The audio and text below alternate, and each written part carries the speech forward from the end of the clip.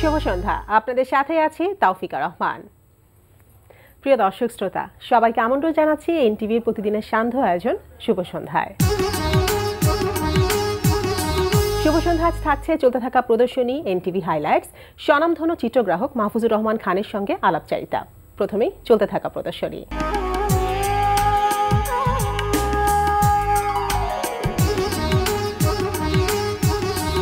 শুরুতেই জানিয়ে দিচ্ছে চলতে থাকা প্রদর্শনীর সময়সূচি।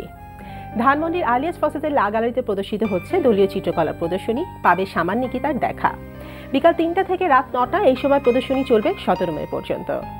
উত্তরা গ্যালারি কায় প্রদর্শিত হচ্ছে দলীয় চিত্রকলা প্রদর্শনী। সকাল ১১টা থেকে রাত ৮টা এই সময় প্রদর্শনী চলবে ২৮ মে পর্যন্ত।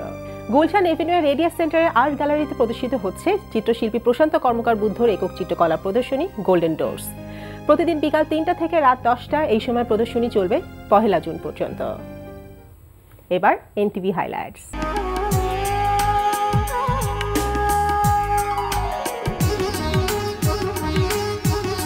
জানিয়ে দিচ্ছে কি কি থাকছে এনটিভির রাতের অনুষ্ঠান সূচিতে।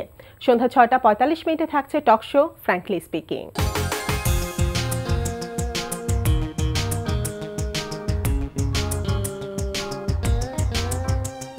রাত ৮টা ২০ মিনিটে থাকছে নজরুল ইসলাম রাজুর পরিচালনায় ধারাবাহিক নাটক সানফ্লাওয়ার।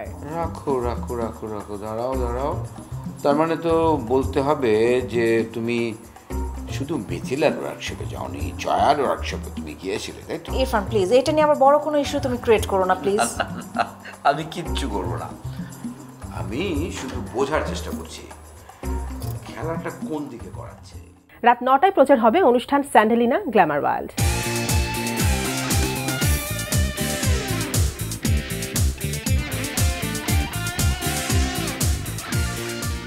রাত ৯টা ৪০ মিনিটে দেখবেন ধারাবাহিক নাটক জল রং। তোমার ব্যবসা বাণিজ্য ঠিকঠাক চলছে তো? জি চলছে।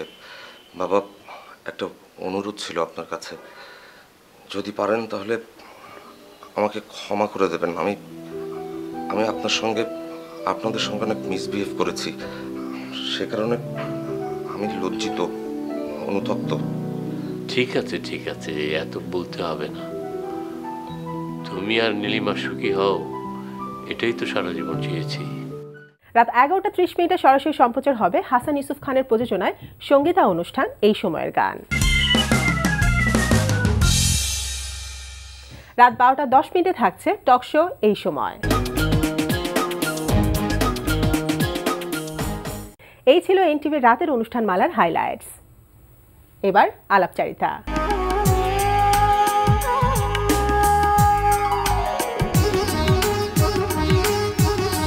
প্রিয় দর্শক, আমাদের আজকের অতিথি স্বনামধন্য চিত্রগ্রাহক মাহফুজুর রহমান খান।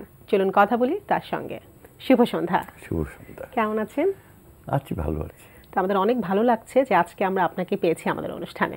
ধন্যবাদ। আমি এনটিভি এবং আমার ক্যামেরাম্যান ভাই, প্রডিউসার সবাইকে অনেক ধন্যবাদ যে আমাকে সুযোগ দেওয়ার জন্য। জি, তো দীর্ঘদিন যাবৎ ধরে আপনি ক্যামেরার পেছনে কাজ করে আসছেন। আমরা এখনও আপনাকে সেই স্বনামধন্য সিনেমাটোগ্রাফার হিসেবেই আমরা আপনাকে চিনি।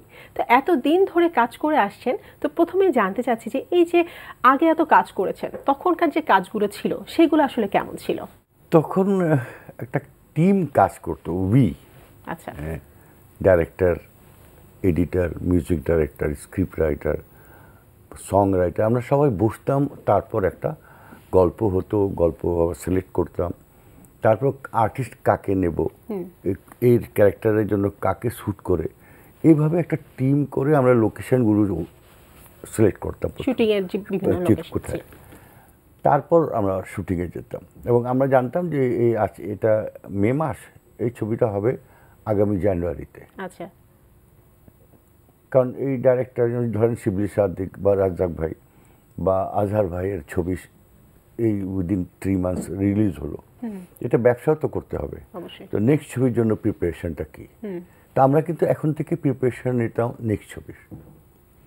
তো এইভাবে ছবি হতো এবং তখন একটা গেম ছিল, গেম।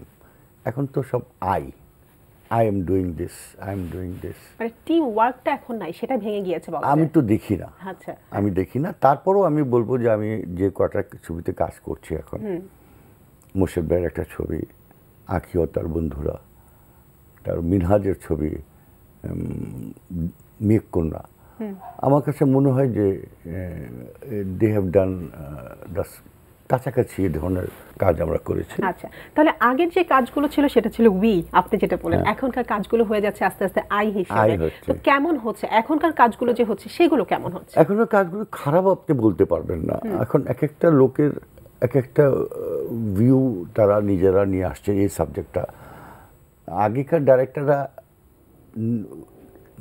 অডিয়েন্সকে চিনতেন, আচ্ছা, অডিয়েন্স কি চায় জানতেন, রিসার্চ করতেন, হলে যায় ছবি দেখতেন। আমি জানি না এখনকার কী হচ্ছে, আপনারা নিজেরাই বলতে পারবেন। এখন ছবি না চলার দিকে আমি আমার ছবি বানাচ্ছি, that this is not fair. আমি তো ছবি বানাচ্ছি ফর অডিয়েন্স। জি অবশ্যই। আরও আছে যে আপনাকে ভাবতে হবে, there are two types of movie যেটা আমি ফিল করি, one for the mass, one for the class. When you are making movie for the mass, আপনাকে ওটা চিন্তা করতে হবে, মাস কী চায়, কী করলে ভালো হবে, ফ্যামিলি সেন্টিমেন্ট, আমাদের দেশে তো তাই। জি। আর ক্লাস পিপলের জন্য আমার বলার কিছু নেই, আপনি অনেক কিছু করতে, অনেকে ছবি কিন্তু বাইরে রিপ্রেজেন্ট করছে আমাদের বাংলাদেশে, এটাও আপনি অস্বীকার করতে পারবেন। অবশ্যই। Not only that, Golam Rabbani বিপ্লবী, হি was selected as the best director in Asia. Not a matter of joke. বাইরের ছবির যে বাজেট, যে কস্ট, আমাদের তো তার 2%ও না। তো ওই ছবিদের সঙ্গে আপনি কম্পিট করে আমার ডাইরেক্টর বেস্ট হলো, বেস্ট প্রডিউসার হলেন আমাদের সাগর ভাই, তো এটা তো কম ব্যাপার না। তো ওনারা ট্রাই করেছেন এবং হয়েছে। এখন যে ট্রাই করছে না কেউ আমি জানি না, কিন্তু ইউ নিড সামওয়ান। সিনেমা কিন্তু অনেক হচ্ছে, স্টপ একটার পর একটা সিনেমা হয়ে যাচ্ছে, কিন্তু সিনেমার মানটা কেমন হচ্ছে, বা এখন যে দর্শকরা আছে তারা তো সেই তুলনায় হলমুখে কিন্তু হচ্ছে না। সেটা কেন? সেটাকে এই যে আপনি যে বলেন টিম ওয়ার্ক বা উই এবং আই যে বিষয়টা, সেটার কারণে আছে, প্লাস হচ্ছে তাদের রিডিং টুয়ার্ডস অডিয়েন্স। আপনি আয়নাবাজি চললো না, অনেক ভালো চলছে, অনেক ভালো চলছে। জি। এবং খালি বাংলাদেশে না, বাংলাদেশের বাইরে যেখানে ওখানে অনেক ভালো। তো এখন হচ্ছে ওয়াই অমিতাভ দা, উনি কিন্তু অ্যাড করে করে একটা জায়গায় চলে আসছেন যে he can read the audience, এবং হি ডিড সাকসেসফুলি। অবশ্যই তার প্রথম ফিল্ম ছিল, তাতেই অনেক ভালো অর্জন করেছে। আর এখন যারা তাদের ডিউরেশন ছিল 30 second 1 minute, he has made a 2.5 ঘন্টার একটা ছবি এবং সবাই খুব লাইক করেছে। খুব বড় ব্যাপার কিন্তু একটা। তো এখন তো আস্তে আস্তে দেখা যাচ্ছে ছবিগুলো আপনার ডিজিটাল ক্যামেরা করা হচ্ছে, মানে ডিজিটালাইজেশন সেটা হয়ে যাচ্ছে, সেটাকে আপনি কিভাবে দেখছেন? এটাকে আপনাকে মেনে নিতে হবে তো না। 35 কোথাও প্রায় অ্যাবলিশ এখন। ব্ল্যাক অ্যান্ড হোয়াইট থেকে তো আরম্ভ করলো আমরা কাজ না, ব্ল্যাক অ্যান্ড হোয়াইট হলো, কালার হলো, 35 হলো, 70 mm হলো।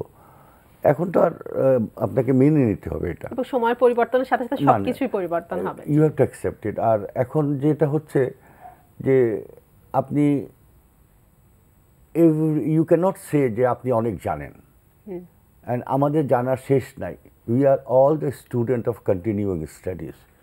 এভরি ডে, এভরি উইক একটা না একটা কিছু আসছে, আপডেট হচ্ছে, আরও ইম্প্রোভাইজ হচ্ছে। তো যখন যেমন ধরেন যে প্যানিংটা একটা ব্যাপার ছিল, যে স্পিডে করতে পারবেন না, এটা আস্তে আস্তে কিন্তু আমি দেখছি যে ইট ইজ কামিং। কিছুদিন আগে আমি একটা অ্যাড দেখলাম, একটা টিভির, যে 5 ফিটে যে আছে 15 ফিটে আছে, দুজনই ফোকাস। তো যদি মোবাইলে এটা আসতে পারে তো ক্যামেরা তো আসবেই অবশ্যই। তো আমার মনে হয় যে তারা আরো ভালো করবে, এবং উইদিন দিস ইয়ার আমার কাছে মনে হয় ডেপথ অফ ফিল্ডও পেয়ে যাব। আচ্ছা, এবং এখন যারা তরুণ সিনেমাটোগ্রাফার আছে অনেকে কিন্তু আসছে এবং আগ্রহ আছে এই বিষয়টাকে নিয়ে কাজ করার, তারাও তো ভালো করছে নাকি? তারা কেমন করছে? Excellent, simply excellent. আমি নাম বলবো না, আমি সবাই মানে যারা এখন কাজ করছে তারা এক্সেলেন্ট। মানে আমরা এরকম সুযোগও পাইনি, আর এত কুইক আমরা এই জায়গায় আসিনি। ধরেন আমি 72 থেকে ক্যামেরাম্যান হলাম। ইট টুক 13 years to get a prize. 13 বছর পর আমি একটা অ্যাওয়ার্ড পেলাম। আচ্ছা, তো এখানে তো আমাদের কত সুযোগ কম ছিল, আমার তো গুরুর কাছ থেকে শেখা। এখানে তো কিছু যারা পড়াশোনা করে আসছেন ফিল্মের উপর, আর কিছু প্র্যাকটিক্যালি আছেন, ডুইং ভেরি গুড। আপনি দেখেন আগে থেকে এখন সুযোগ সুবিধাও তো অনেক বেশি হয়ে গেছে। আপনি অ্যাড যারা করছেন, টিভিসি যারা করছেন, আই মাস্ট সিলুট দেম। আপনি চিন্তা করেন যে they are using all the equipments এখন পৃথিবীতে যা আছে আর আমাদের দেশে যা আছে টোটাল ইকুইপমেন্টস লাইট একটা ইউজ করছেন এবং শট দিচ্ছেন, যেটা ফিল্মে হচ্ছে না। This all are made for the film. আচ্ছা, কিন্তু ফিল্মে আমাদের ওই বাজেট নাই, আমাদের ওরকম চিন্তাধারা নাই। ছবি করতে হলে এইগুলো জিনিস ইকুইপমেন্টস তো লাগবে। তাহলে যখন কোনো কাজ করতে যান, কোনো ফিল্মে যখন কাজ করতে যান, এতদিন ধরে যেহেতু কাজ করছেন, বিভিন্ন ধরনের সীমাবদ্ধতা কিন্তু থাকছে, ল্যাকিংস, যেমন আপনি বলেন বাজেটের কথা, এটা একটা আছে। এছাড়াও তো আরো বিভিন্ন ধরনের ল্যাকিংস আছে, সেগুলো কি? মানে যখন কাজ করতে যাচ্ছেন তখন যে এখন নাই, কিন্তু এখন আচ্ছা। আপনি ইকুইপমেন্টস আছে, আপনি বলতে পারবেন না আমাদের কাছে ক্যামেরা নাই। আমাদের দ্য বেস্ট ক্যামেরাস যা আছে সব আমাদের দেশে আছে। আচ্ছা, আমাদের দেশে টেকনিক্যাল সাইডে আমরা মোটামুটি কাছাকাছি reach, but utility of this বা এই ছবি করার জন্য যে একটা বাজেট হয়, বাজেটটা দিবে কে? কারণ এখন ব্যবসা নাই তো। এক সময় আমাদের এখানে 150-200 হল থেকে 1400 হল হয়েছিল, জি, আর আজকে 1400 হল থেকে এখন 250-300 হল আছে। আরও হওয়া উচিত ছিল তো আমাদের। অবশ্যই। তো আমাদের একটা পিরিয়ডটা তো আমাদেরকে খুবই ব্যাড টাইম গেছে ফিল্মের। অডিয়েন্সরা চলে আসলো হল থেকে, এখন আবার আস্তে আস্তে সবাই হলমুখী হচ্ছে, কিন্তু আপনাকে বানাতে হবে তো। এখন খুব কম ডাইরেক্টর আছে যারা ছবি বানাচ্ছেন, সবাই শেষ করছেন। ছবি বানানো আর শেষ করার ভিতরে ডিফারেন্স আছে। অবশ্যই। আর এখন তো মোটামুটি টাইম দিয়ে দিচ্ছে যে আজকে এটা করতেই হবে। How come? মানে আগে যেমন আপনারা একটা টিম ওয়ার্ক করতেন, অনেক সময় নিয়ে কাজ করতেন, সেই সময়টা এখন কমে গিয়েছে আর কি। হ্যাঁ। আচ্ছা, তো কাজ নিয়ে তো কথা বলছি, আরো বলবো। এবার আপনার সম্পর্কে একটু জানি যে সেই 72 থেকে আপনি কাজ করা শুরু করেছেন, কিভাবে শুরুটা হয়েছিল, সেই শুরুর গল্পটা দিয়ে একটু শুনতে যাচ্ছি। শুরু আমার গুরু আব্দুল লতিফ বাচ্চু, তার সঙ্গে কাজ করতাম। সাধারণ রায়ের সঙ্গে আমার গুরুর গুরু।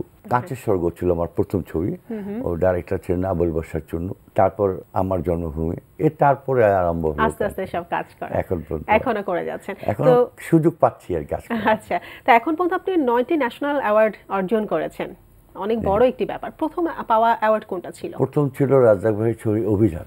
আচ্ছা, অভিযান ছবি ছিল, এবং এটা 1985।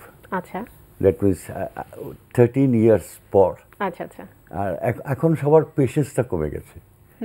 আমাদের তখন পেশেন্স ছিল, আর তখন ক্যামেরাম্যানরা ছিলেন বেবি ভাই, সামাদ ভাই, সাধন রয়, তো আফজাল চৌধুরী। ওই সময় একটা অ্যাওয়ার্ড পাওয়া মানে তো বিরাট ব্যাপার। অবশ্যই। এবং লাস্ট পাওয়া কোন ফিল্মের অ্যাওয়ার্ড? লাস্ট ছিল আমার হুমায়ুন ভাইয়ের ছবিটা, ঘিটুপুত্র কমল। আচ্ছা, আচ্ছা। তো শুধু বাংলাদেশে না, বাংলাদেশের বাইরেও আপনি কাজ করেছেন, বিভিন্ন জায়গায় কাজ করেছেন, এবং হ্যাঁ, অনেক মজার মজার অভিজ্ঞতা আপনার আছে। তো সেক্ষেত্রে কিছু উল্লেখযোগ্য কিছু ঘটনা যদি আমাদের সাথে আজকে একটু শেয়ার করতেন, বাইরে কাজ করতে যেয়ে। বাইরের কাজে বেশ কয়েকটা ছবিতে আমরা নেপালে, এখানে গেছি, থাইল্যান্ডে কাজ করেছি। আমার নিজে প্রোডাকশন করেছিলাম, তখন আমরা থাইল্যান্ডে শুটিং করেছি। তো আমার সবচেয়ে মজার ঘটনা লাগছে যে ভেজা চোখ ছবিতে আমরা ইন্ডিয়াতে শুটিং করতে গেলাম, তাজমহলে শুটিং করতে হবে। তো অন্য অন্য সব জায়গায় শ্যুট করলাম, শুটিং করবো। তাজমহলে যখন যাওয়ার পর আমাদেরকে পারমিশন দেবে না। আরে আশ্চর্য ব্যাপার, উই হ্যাভ পারমিশন এভরিথিং, বলে না এটা হেরিটেজ দিস দ্যাট, নানান ঝাপ। তো আমরা প্রেস কনফারেন্স করলাম যে Taj Mahal is not only the India's property, we are also tax payer of Taj Mahal, আমাদের কেন শুটিং করতে দেওয়া হবে না? ওই পেপারে হেডলাইন টেডলাইন আসলো। একদিন পর আবার আমাদেরকে মিনিস্ট্রির থেকে পারমিশন দিল যে হ্যাঁ গো শুট। তো এটা ছিল কি শিবলি ভাই, আচ্ছা, যে পার্সোনালিটি ছিল, যে এরকম কথা বলতে পারতেন। এখন আমরা হয়তো নিশ্চয়ই এখনও আছে, কিন্তু ওনাদের পার্সোনালিটিতে ডিফারেন্স ছিল। তো আমাদের যেসব পার্শ্ববর্তী দেশ আছে, বা মানে এশিয়ার মধ্যে ছোট ছোট বিভিন্ন যে দেশগুলো আছে, সেখানে যারা সিনেমাটোগ্রাফার হিসেবে কাজ করছে, আমাদের দেশেও তো আপনারা আছেন বা অনেকেই আছেন, নতুন অনেকে আছে সিনেমাটোগ্রাফার হিসেবে কাজ করছে। দু দেশের কাজের ভেতরে যদি বলি পার্থক্য বা কেমন হচ্ছে, বা মানটা কেমন এখন আমাদের দেশে বা ওদের দেশের যে কাজগুলো, সেটার মধ্যে যে পার্থক্যটা, সেটা কেমন হচ্ছে? আমাদের দেশে যারা বানাচ্ছে খুব ভালো বানাচ্ছে, জি, আর যারা শেষ করছে তারা তো শেষই করছে। তো আমাদের দেশের ক্যামেরাম্যানদের সম্পর্কে আমি বলতে পারি, দে আর এক্সিলেন্ট, তারা আপডেট। স্পেশালি আপনি যদি আমাদের অ্যাড মেকারদের কাজ দেখেন, যেমন সৈনিক, মাসুম, খসরু, এদের কাজ দেখলে আপনি কী মনে করবেন যে এরা তো দেয়ার, আমি বলবো যে আমাদের ওয়ার্ল্ড স্ট্যান্ডার্ড কাজ করে। হ্যাঁ, এখন এই কাজগুলি করাবার জন্য যে লোকগুলি দরকার সেই লোকগুলি তারা পাচ্ছে কিন্তু অ্যাডে। কাজ আদায় করা নেওয়াটা তো ব্যাপার। ফিল্মে এই জিনিসগুলো এখন নাই, আগে ছিল। এখন না থাকার রিজন আছে, ফিল্ম তো ব্যবসা করে না, হলগুলি বন্ধ হয়ে গেছে। আচ্ছা, তো এখন আপনার ইনভেস্টমেন্ট ফেরত না আসলে আপনি কী করবেন? তা তো অবশ্যই, জি। এটা একটা ব্যাপার হয়ে গেছে। কারো দোষ দিয়ে এখানে কিছু হবে না। এটাকে কিভাবে ইমপ্রুভ করা যায় সেটা আমাদের চিন্তা করতে হবে অবশ্যই। আচ্ছা, তো দীর্ঘদিন যাবৎ কাজ করে যাচ্ছেন, অনেক কাজ করেছেন, অনেকের সাথে কাজ করা হয়েছে। তবু জানতে চাচ্ছি যে স্বপ্নের কোনো কাজ থাকে সেটা কি করা হয়ে গিয়েছে, নাকি স্বপ্নের কোনো কাজ আছে যেটা আপনি করতে চাচ্ছেন? কোনটা? আমার স্বপ্নের কাজ না, but I want to do a good work. আচ্ছা, যে কাজটা আমি যখন থাকবো না লোকে যেন বলতে পারে it is done by Mahfuzur Rahman Khan, that's what I want. আচ্ছা আচ্ছা, বা আমরাও আশা করছি সেরকম একটি কাজ আপনি করবেন এবং আপনার সেই আশাটা পূরণ হবে। আমি পাবো, আমি শিওর। আচ্ছা, today or tomorrow, I don't know কোনটা এরকম হয়ে যায়। জি, I am trying for that. কথা বলতে অনেক ভালো লাগছিল। শুভ সন্ধ্যা আসার জন্য অনেক অনেক ধন্যবাদ। অনেক ধন্যবাদ, এবং দর্শকদেরকে ধন্যবাদ। দোয়া করবেন, হলে যাবেন। আর আমার মনে হয় যে ভালো ছবি হচ্ছে এবং আপনারা এনজয় করতে পারবেন। এন্টারটেইনমেন্ট আছে ফিল্মে এখন। Thank you very much. আমার ক্যামেরাম্যান ভাইদের, লাইটের ভাইদেরকে সবাইকে ধন্যবাদ। প্রিয় দর্শক, কথায় কথায় আমরাও চলে এসেছি অনুষ্ঠানের শেষ প্রান্তে। আমাদের সঙ্গে যোগাযোগের ঠিকানা প্রযোজক শুভ সন্ধ্যা, এনটিভি, বিএসসিসি ভবন, 7তলা, 102 কাজী নজরুল ইসলাম এভিনিউ, কারওয়ান বাজার, ঢাকা 1215। আমাদের ইমেল অ্যাড্রেস shubhosandha@ntv.bd.com। প্রিয় দর্শক, এনটিভিতে সম্প্রচারিত সংবাদ ও অন্যান্য সকল অনুষ্ঠান দেখতে লগ ইন করুন www.ntvbd.com। সবাই ভালো থাকুন, নিরাপদে থাকুন। শুভ সন্ধ্যা।